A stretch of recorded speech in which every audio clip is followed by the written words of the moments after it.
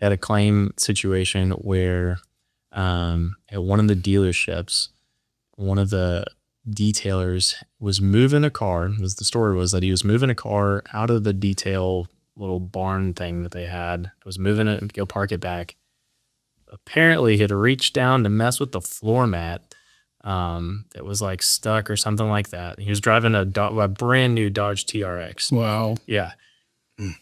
Looks up, realizes he's veered off like the road and he's heading towards a car, freaks out, instead of hitting the brakes, slams the gas.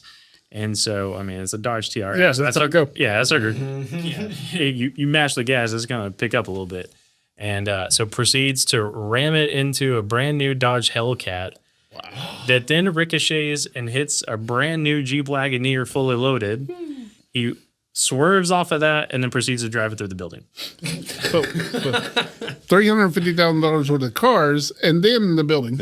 Yeah. Oh my gosh. So I get a phone call at like 7 a.m. the next morning, like, hey, Tyler, I know, you're working on this.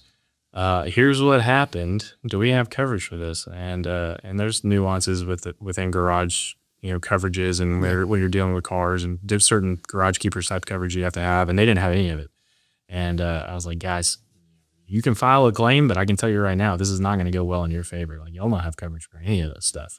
And sure enough, so they ended up having to cut, they also owned a body shop. So they ended up cutting deals with the dealership, and they repaired the building, and they ended up buying all 3 vehicles and doing the body work themselves. Wow. And trying to, it was bad.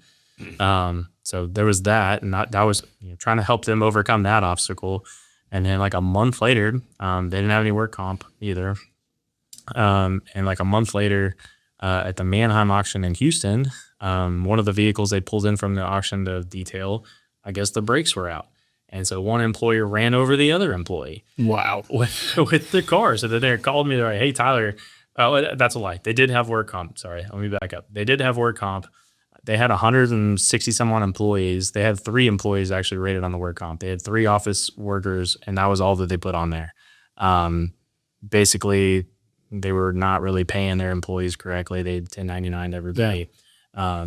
Basically, and I tell people all the time, there's insurance, there's taxes, there's some similarities there, but at the bottom line, like, insurance is going to be like how these people are working for you as employees or not, and whether or not you're responsible if something happens to them on the job. And so, yeah, sure enough, she got ran over by the car, which was super unfortunate. Their work comp didn't pay out because that wasn't even a class code.